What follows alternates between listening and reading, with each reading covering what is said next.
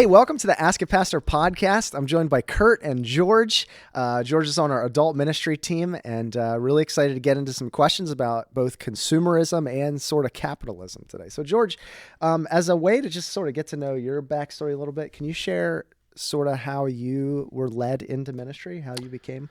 Yeah, I started my career off in the work world in plumbing. And then ended up, I was living in Virginia Beach and got hired by a sheriff's department down in Chesapeake. And at the same time had an opportunity to come back here and work in law enforcement in Beaver County. And I thought, let's move back home. And so I ended up in the sheriff's office in Beaver County for 30 years. And I had an opportunity to do some pretty cool things in law enforcement that were even related to the ministry field. And then when Beaver County offered a 30-year early retirement, as soon as I hit 30 years, they let me go. And I said, I think it's time to go and invest in formal ministry. So I went to seminary and ended up at a local church here in the area. And through some conversation with Kurt, ended up here. Yeah. Yes. And before you were working here, before even seminary, I remember you volunteered with our middle school ministry. Yes. Invested in Yeah, kids. attended here for years and invested in lots of stuff. Yeah, we've been around for almost 20 years. Yes. That's awesome. Yeah, some music ministry and a little teaching here and there, and here I am. Yeah. Yeah, pretty cool. I appreciate your boisterous good mornings and happy spirit in the office. Oh, well, good. I aim to please. Jumping in on the subject of consumerism, this is obviously a really big deal because consumerism is the soup that we swim in, and it's all around us. And trying to figure out how to balance, how to be a Christian in that, I think, is no easy thing. So, how would you how would either of you define consumerism for somebody who's? I would probably press the red button and go to Kurt with that one. Just because there's a red button here, I thought it might be fun. You're going to have to press you it. got to go for it. It doesn't count unless you do it. It actually beeps. That's beautiful. Go ahead, George. We'll let you take the the question first again. Is what is consumer? Yeah, what is consumerism? Yeah, how do you think of it? We're all consumers. I mean, it's an unavoidable, like you said, we're saturated in our culture with being consumers. It's unavoidable. I mean, there's no way that we can't. I mean, even since we've been in the room here, we've consumed lots of air. We're using up oxygen, and it's just an unavoidable thing. But I think when the ism, gets attached to nearly anything, I know we're going to go on and talk about capitalism, then it becomes, a way of life, something that becomes all-consuming, becomes a philosophy, for us, and it begins to be what drives us, and whatever's in our heart, then begins to drive the way we respond to it.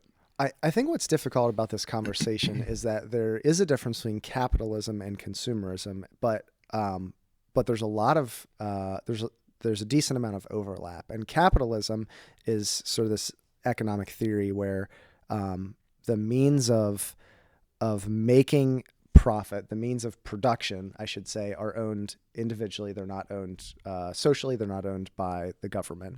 But in order for capitalism to work, people have to buy things, right? So we have to be. So capitalism requires consumers, and I think that's obvious. And I don't see anything inherently wrong with that. I think I see capitalism as a positive thing. But what consumerism is this theory that the amount that we consume has to increase more and more in order for us to be happy. And that's where I feel like that definitely comes into conflict with Christianity. My comment on capitalism, I don't know, do you have any thoughts on just what I said? Well, I would even not just say there's not anything negative with it. I would go so far as to say I believe that there's a positive. Yeah. Biblically, if you go back to creation, you would say when God created the earth and said, placed Adam and Eve in it and said, be fruitful and multiply, what he was doing was saying, be productive. So I would even say it's part of the creation mandate to say, if I'm bringing a product or a service to the world that helps the world to thrive, then that is a good thing.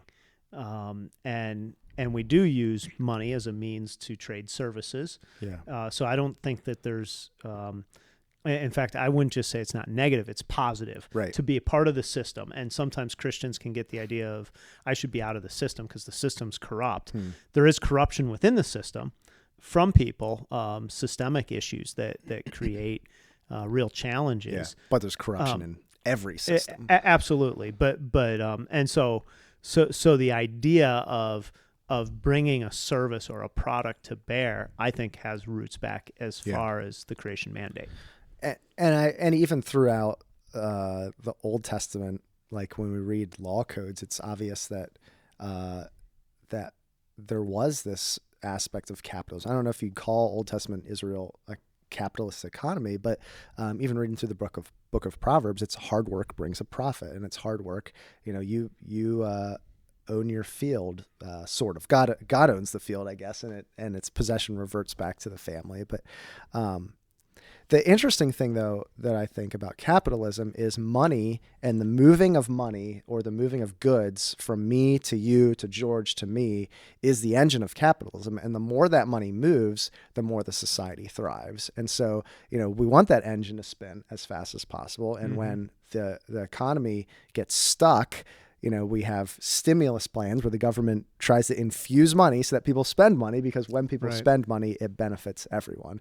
And that's where that comes very close to what consumerism is, because it's saying you need to consume in order for this whole thing to work. Right. I think it presents especially difficult challenges for Christians because in a closed system, there's almost no way to avoid consumerism being the all-consuming, as it were, almost an irony in it that consumerism would take over and be the natural outcome. But for Christians, like you said, dating back even into the Old Testament, I think it's in the book of Deuteronomy that, that wealth is given to us by God's hand himself. So as Christians, I think it certainly presents extra challenges for us to live inside that world system that is naturally happening as a result of sin. Yeah. And to try to reconcile some of those things in the economy that we live in and that we attempt to thrive in. One of the things that I've done over the past couple of years is prayed the Lord's Prayer as I drive to work, and there's sort of like 5 categories of prayer in the Lord's Prayer, and one is "Give us today our daily bread." And what I'm always trying to pray in that moment is, everything that I have is a gift from you.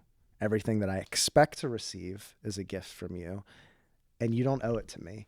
And I think I need to keep taking on that attitude that this life isn't something that is that God owes to me. It's all just a gift from God. And in a moment, I always try to remind myself of this, in a moment, the economy could come crashing down, could totally wreck my wife's business. People, could be in such a bad financial situation that they stop giving to the church, and then, we're out of jobs. Right. And so just to say, I depend on God today for all of my needs. And I don't know, that's just one way that I think of trying to break out of consumerism. I was just telling my son Marco on the way out the door this morning, Amanda was trying to teach him some biblical lesson, and he said, "I don't want anything to do with the Bible." And I immediately looked at him and said, I said, "Marco, you do know that the air that you're breathing right now belongs to the Lord. And if you say that you want nothing to do with him, I mean, the earth is the Lord, and everything in it belongs to him." So again, we struggle, with how do we reconcile utilizing the things that God has given us and sharing those things with other people, and navigating a world that is just treacherously, in love with things and materialism. And as a result, we end up in debt because we want to have things. Our sinful nature wants to have things that it simply can't afford to have. Yeah. Well, it's because we live in our culture, I think we probably have a blind spot on this issue. Mm-hmm. That because what we do is we look at other people who have more, and we say, well, they're consumers. I'm just doing the bare minimum. But when you look at the history of civilizations, And even in America, just by virtue of where we live, we are among the most wealthy people who've ever walked this planet. And so there's a tendency to be overly critical and give ourselves a pass on our own consumeristic impulses. And I know I'm guilty of that, where you think, I only have so much money for this or that. And it's absurd. If you look at it, given the history of humanity, but it's hard to put ourselves backward into any other society. But if you, again, just look at it globally in that way, I think history will look back at American society and say, wow, those were some of the wealthiest people who ever lived. And they were extremely obsessive about their stuff. Yeah.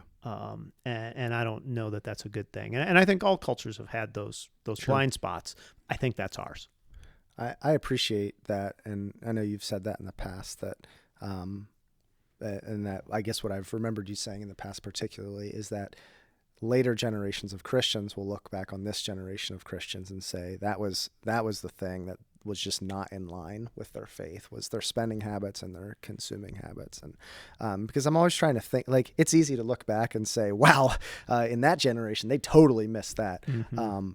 But that also always begs the question, what is it going to be for us? Because we certainly will have a blind spot. Yeah, especially when we're in it.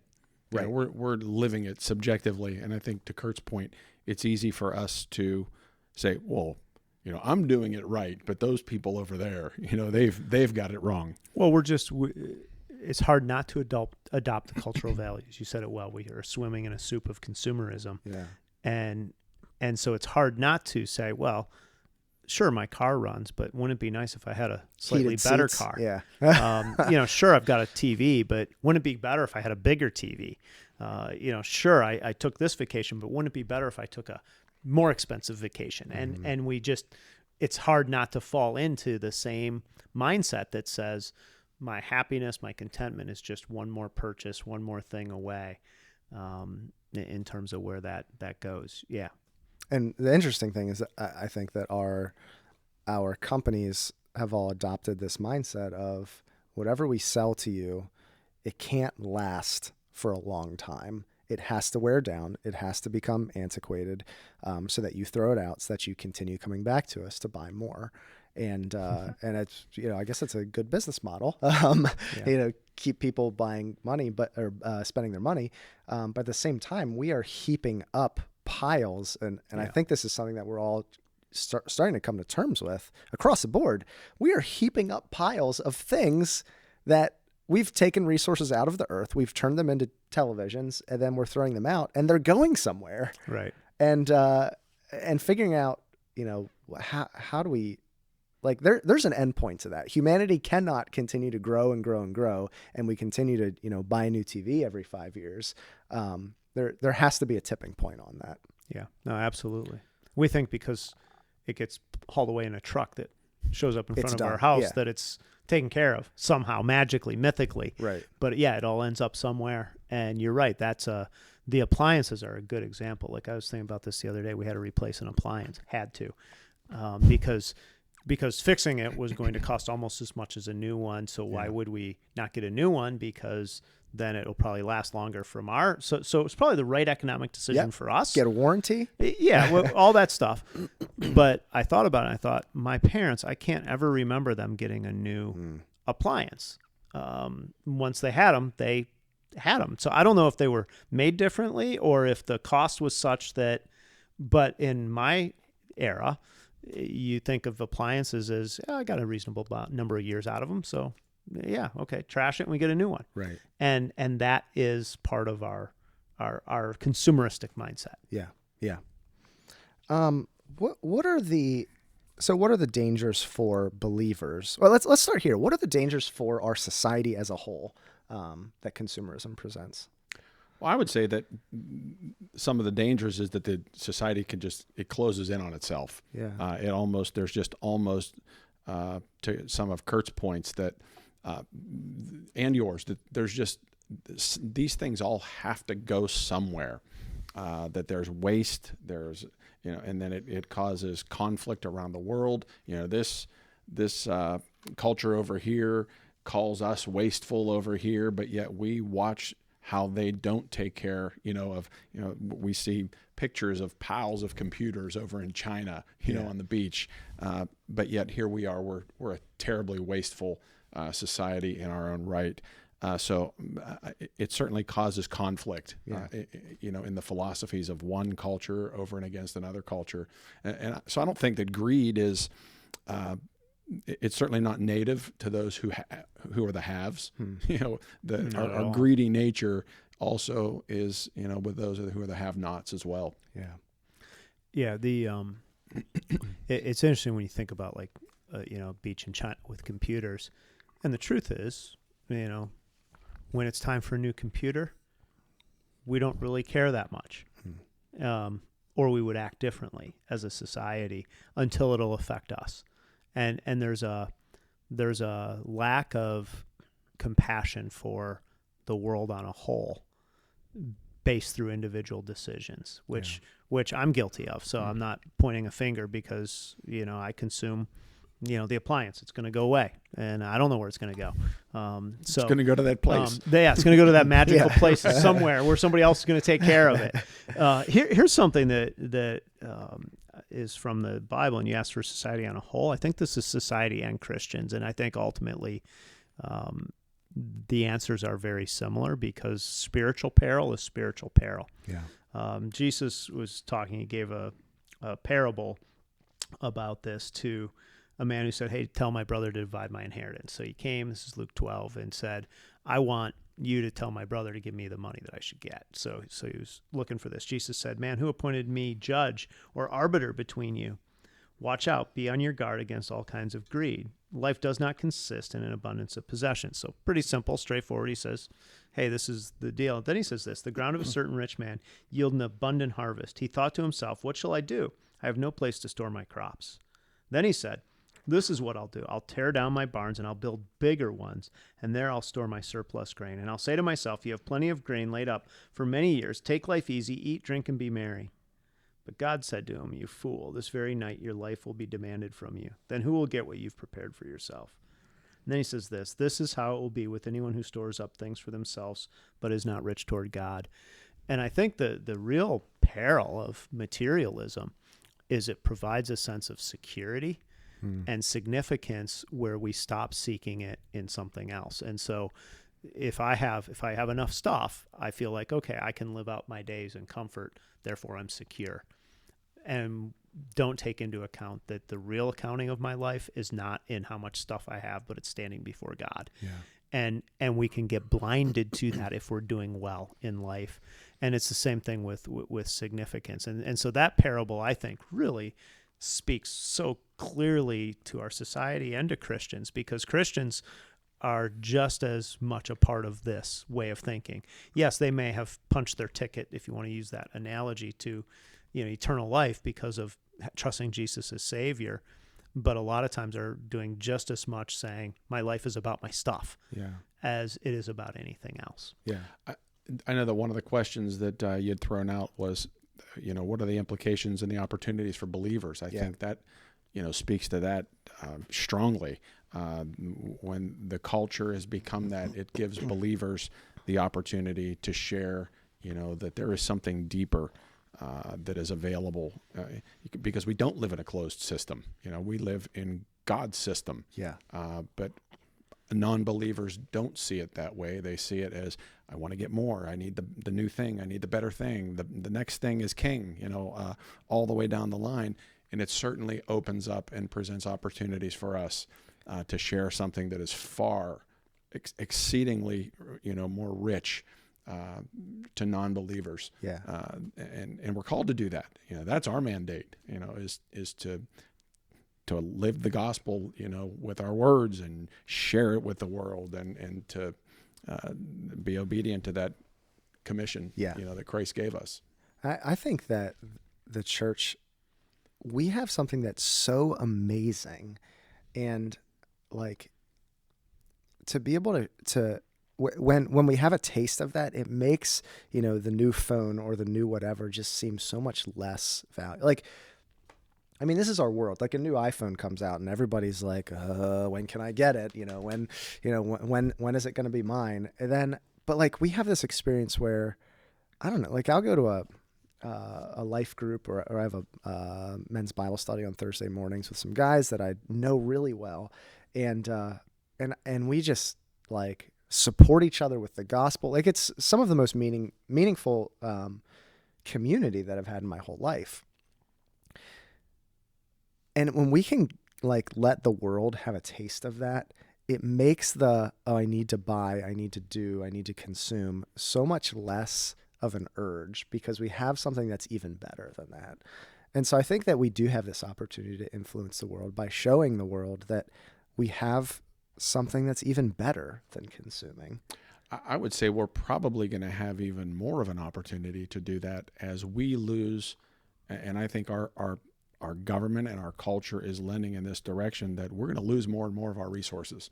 Our taxes are going to continue to go up, and we're going to have to become better and better stewards of the things that we do have, of the things that we do have in excess of, whether our excess is, 74% of our income now, perhaps later it's going to be 60%. And we're going to have to make decisions based on what we have left over at the end of the day. And I think that is going to decrease for us, especially if, there are, you asked me earlier, would you vote for a socialist? No. You're going down that path.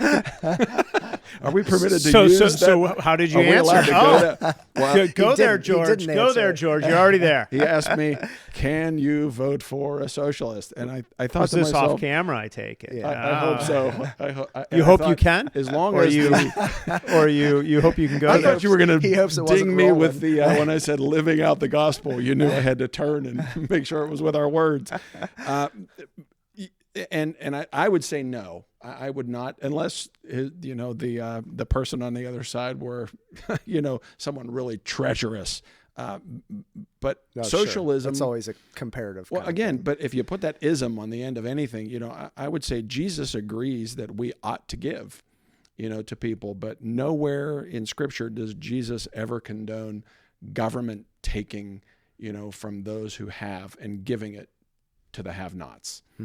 So, I mean, we're going to have to make decisions, and we ought to be giving as believers. And I think as we give of the resources that we have, we're going to have more and more opportunity. So what if somebody says this? I'm about to get a proposition. No, I'm going to defer now. It's an interesting question.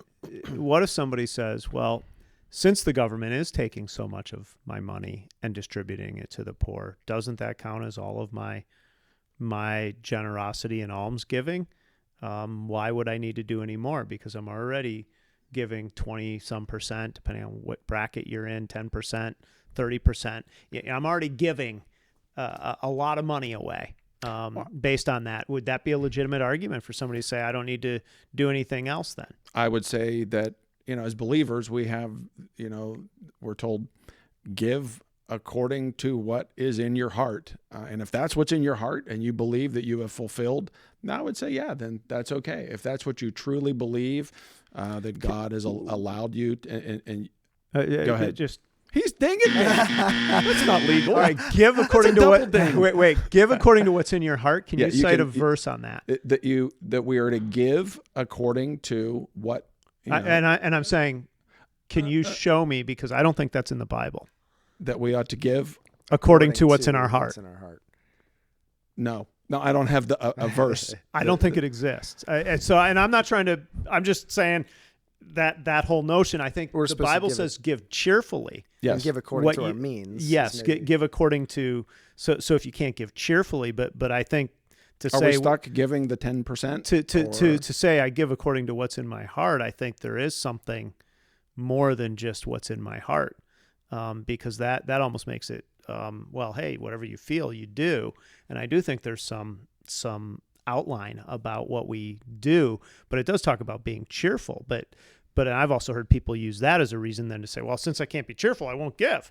Well, I don't think that's the point. The point of it is to say, don't put yourself under compulsion or guilt to give, but get to a point where you can understand that it's all God's and that I'm going to respond with some portion of a gift. So, if I took, you have little boys at this point. When my boys were little, if I went to them and I said, I'm going to give you $100, that'd be a lot of money to a little boy. And if I said, but in giving you $100, I want you to give 10 back to, the family gas fund or something, they'd probably joyfully do that. Because they would be like, I get 90, I'm giving you 10, and I'm not advocating for the tithe in this instance. I do on a whole, but my point is the idea of that is to say, get your mind right-sized about giving. I think more than it is saying I can decide, and if I don't feel good about it, I don't do it. In terms of the stipulation. Yeah, I would certainly agree. So I would retract my statement about giving from the heart, because if you remember, I gave you the video of Marco, and we used that from the stage once. And I would say you're right. If we're giving according to what's in our heart, the chances are pretty good we're going to give nothing, because our hearts just really aren't naturally inclined to give. And I think our sinful condition does speak to that. But going back to your original question, I would say, and I've been trying to figure out an appropriate way to say this that still communicates the severity of how I want to say it. The government does an awful job of, like, when they take our tax money to help people who are living in poverty, I think they do a horrendous job of trying to lift people out of poverty. And, I've seen that firsthand. I've seen that through people that I know, where it's like, this is not encouraging these people to when I say these people, I'm thinking of, a specific person, not encouraging that to change their life, to get them back into the workforce. And so I think there are organizations that do a really great job of that. And so I feel, really great about supporting some of those organizations. And so, and then ultimately we just believe that, especially in giving through an organization that promotes the gospel, that the gospel is ultimately where people's hearts change. And that's how we can end corruption. And that's how we can deal with, money that gets sent from our country to other countries and it disappears and people are getting wealthy and it's not helping the larger issue. Ultimately through people coming to know Jesus is how some of those issues change. Yeah, these are big issues. I mean, ultimately, these are hard issues, and that's why they're so difficult to navigate. Our hearts are dark and they're sinful, and we have to ask the Lord constantly, which is why I know I say this all the time. I love that we're in a church here that we hear the gospel over and over and over again, because it's so foreign and alien to our natural selves that we need to hear it constantly. It is hard. And even as, you're talking about computers washing up on beaches, there's this part of me that thinks, but capitalism, which is part of all of this, has lifted billions of people out of poverty. And it's my buying that new computer that is fueling that system. And Absolutely. So, but that's at tension with the... And even the country that's taking the computers is doing it out of economic self-interest. It was better for them to take trash computers and let them go into their landfill than it was to not. Yeah. So in that sense, economic theory-wise, capitalism is actually the purest form of people making decisions that are based on their self-interest. Right. Because you're constantly saying, like that's the argument with the sweatshop thing in, some third world country. Right. Well, the reason somebody takes that job is because it's better than any other alternative they have. Yeah. Now, that doesn't make it morally right. I'm not suggesting that, but I'm saying from a purely economic theory, the reason somebody can work for that, like if you said, I'll pay you 25 cents an hour to work in a factory, you'd say, of course not. Because you live in America where you have more money on welfare than you would have doing that. But somebody in another country would say, that's a good deal. Yeah. I will take that because without that, I can't eat today. Yeah. And so even a sweatshop ultimately provides a service for people Now, again, I'm not saying it's morally or ethically right, but that's part of the economic engine. So let me come back to the question you asked: can you vote for a socialist? Yeah. Because I think this is actually interesting in this context, because we are in a political season, and there is an implication from a spiritual standpoint and how it ties to the economy. Because I've even heard some people say, well, one of the reasons I can support the current administration is because of how good the economy is and how much that means for the good of everybody. So how much should economic theory play into the political decisions that people make in their support of different parties? So I have a strong opinion on this. So, and I think we need to take this out of the category of they're candidates and they have personalities and we all feel something about their personalities. Like, and because you're asking a question about economic theory, and I have a party affiliation when it comes to politics. And I've heard a lot of people say, like, how can you be loyal to a particular party? And the reason that I feel loyalty to a particular party is because I have a particular political theory, and that party has a political theory, and those theories are in line with each other. And so it's not just about, do I like the person? Do they take the right stances that I want them to take? It's about, do they subscribe to the same political theory? And so I think that economic question's a good one, because I have an economic theory and there are certain theories that I wouldn't vote for. Now, there are some issues that will outweigh those, but I think that they're still important. Are you saying that it seems to you, this is what I'm hearing, is that if a person is an avowed socialist, they probably don't share many of the beliefs that you have that are ancillary to the monetary idea of what socialism.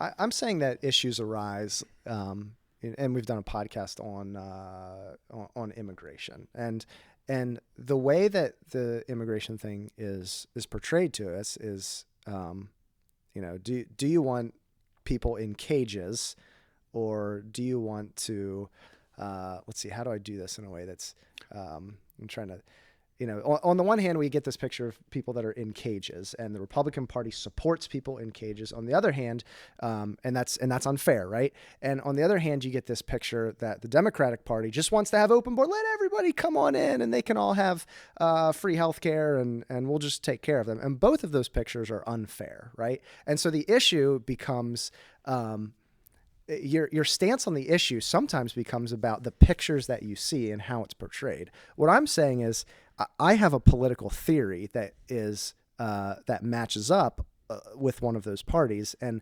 that theory, regardless of what it looks like, both of those parties and their approach to immigration can pursue their approach, and it can look hideous and it can look ugly, and you can take pictures of it and put it on the news, and it can look awful.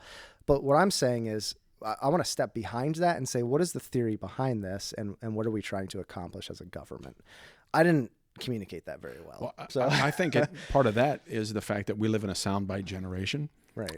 It's easy to make a syllogism that goes, something like, Jesus is for helping the poor. Socialism helps the poor.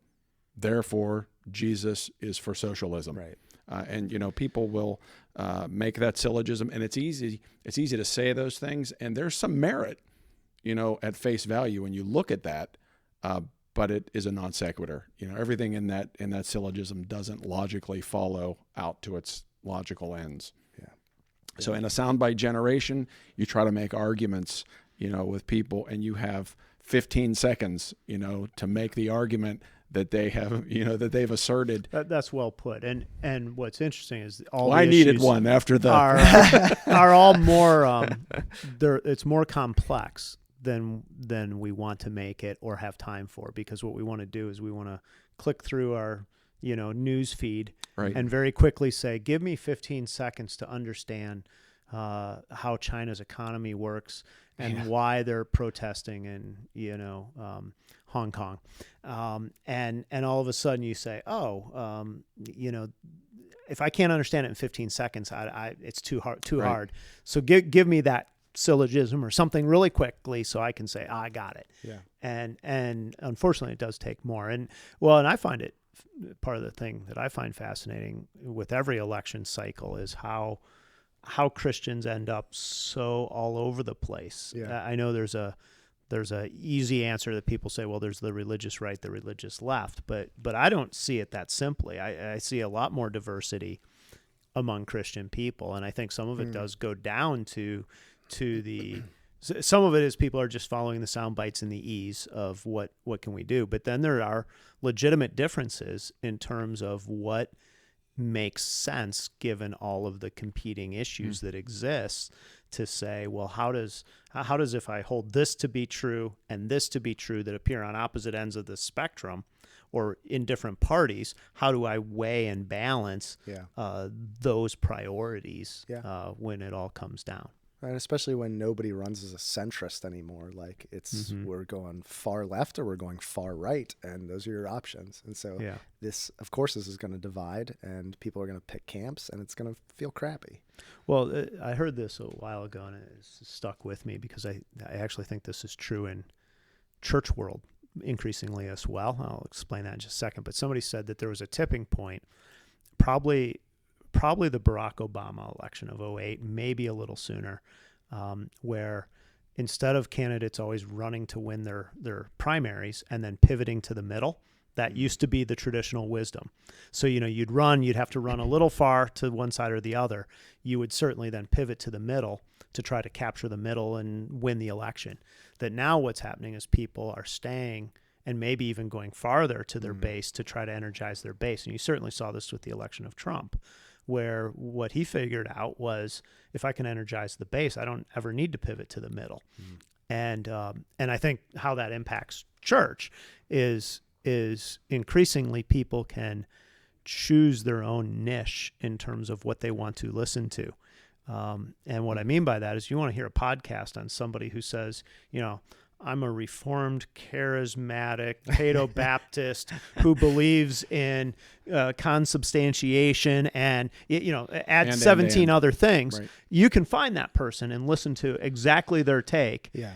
And you no longer need to say, well, what is kind of in the centrist position?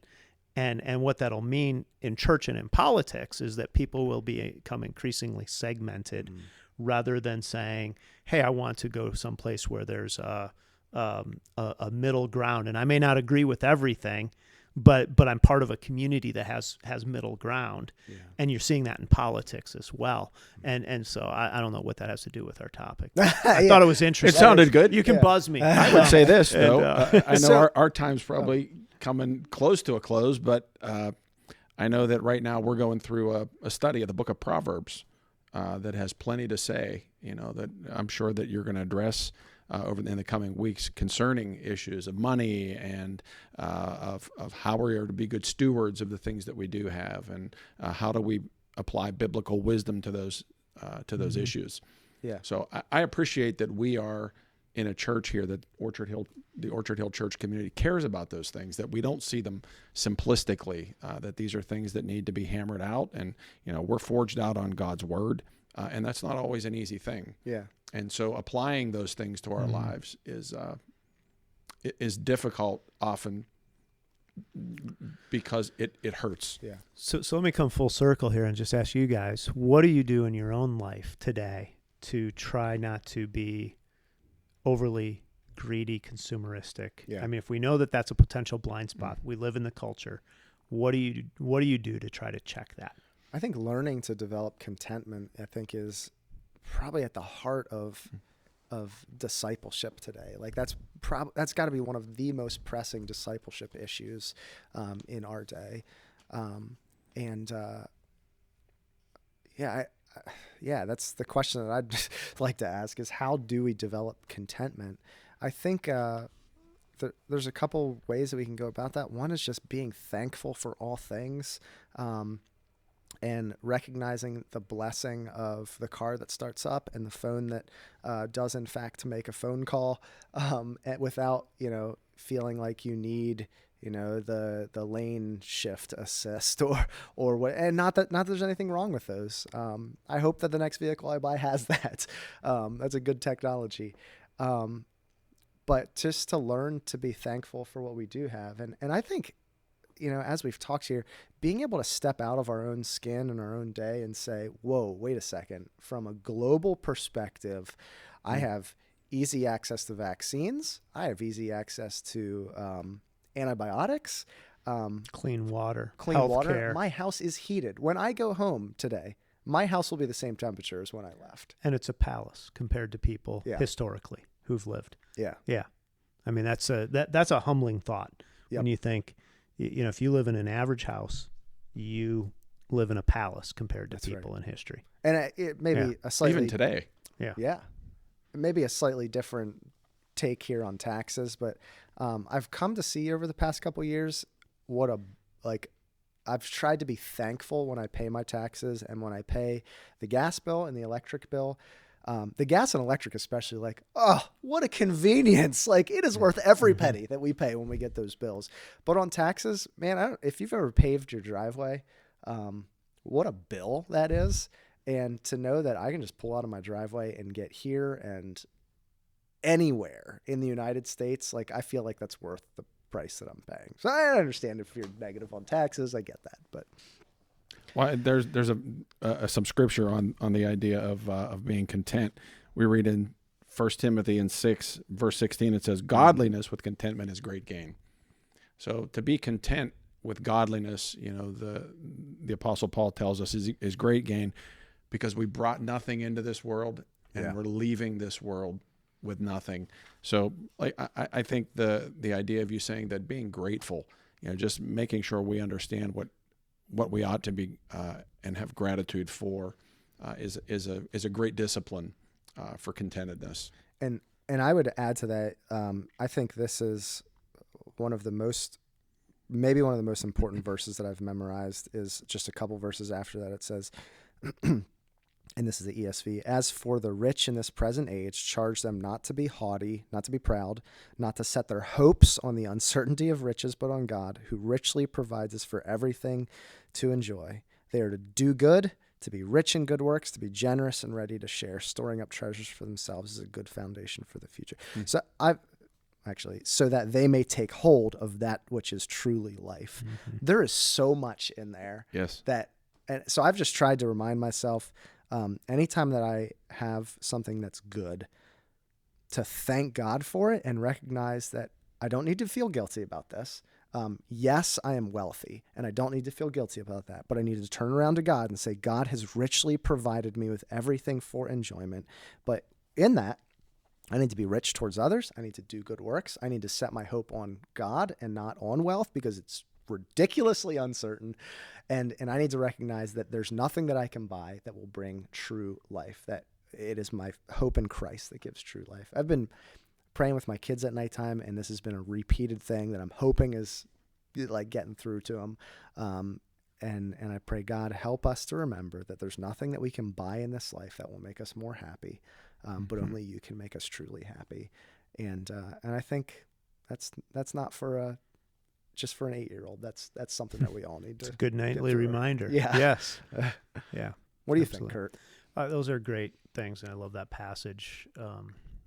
One thing I've been trying to do in recent years is each year pick something and say, I have enough of that thing, and then not buy anything in that arena or spend unless I really have to for some reason. And I've just found that to be a helpful discipline, just to say, I don't always have to be on the lookout for the newer, better thing in every area of my life. And I've just found that that's just been a helpful discipline, just to say, okay, I've got enough in that area. And it's interesting how much it has taken almost not a stress, but it has added a contentment, which you would think it would do the opposite. Interesting. But because you would think, well, if I've decided I'm not going to improve this area in any way for at least a year, that it actually makes me more content with what I have, rather than constantly saying, well, if I upgraded, if I did this, if I did that. And so that's just been my own little spiritual discipline in this area, just to say I want to not always be looking for how I can upgrade. Yeah. Yeah. I would say too that if we look back at our own lives, think of the things that you wanted so desperately at some point in your life, and think about how many of those things do I actually still have? Which of those things were lasting? And even if they were, they've worn down. Yeah. None of those things are getting better. Right. Everything is wearing down. They're adult Happy Meals. Right. The Happy Meal for a kid, you get them a Happy Meal and they're so happy when they get it, and they get some cheap little junk toy that gets you to eat bad fast food. And 2 hours later, the toy is broken. It's lost. It's no good. And they're not happy 2 days later because they had the Happy Meal. The Happy Meal upgraded you for a little bit over the food by itself, and you thought, this is happiness. This is it. But ultimately, most of the things we get are adult Happy Meals. They're things that you bring in and you say, well, okay, I thought a bigger house would make me happier. I thought a new car. I thought this. I thought that. And at the end of the day, they're good things. They're things to be enjoyed, celebrated, even pursued, but to understand that they don't actually bring what they promise to bring. And I think that is the key. We're always looking for the happier meal. Yeah. Even if we like what we have, as soon as we see something somebody else has, we're looking for the happier meal. Well, think about a vacation. You go on a vacation, and vacations are great. Should be enjoyed. But at least for me, I go on a vacation, and as soon as I'm done, I'm thinking, what's the next one? That's right. Or I'm thinking it would have been better if it had been longer. Yeah. Right. And so you're instantly in this thing of it wasn't enough. And it isn't just that. I think that's just the nature of the soul.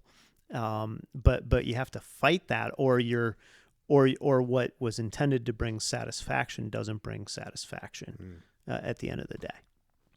So spend your money on gold and guns and no, that's another conversation. Yeah. We can that's turn. Another all right, we're just go right off. Thank you for tuning in to Ask a Pastor. This is an election year, and send your questions about politicians. George will answer all of them to askapastor@orchardhillchurch.com.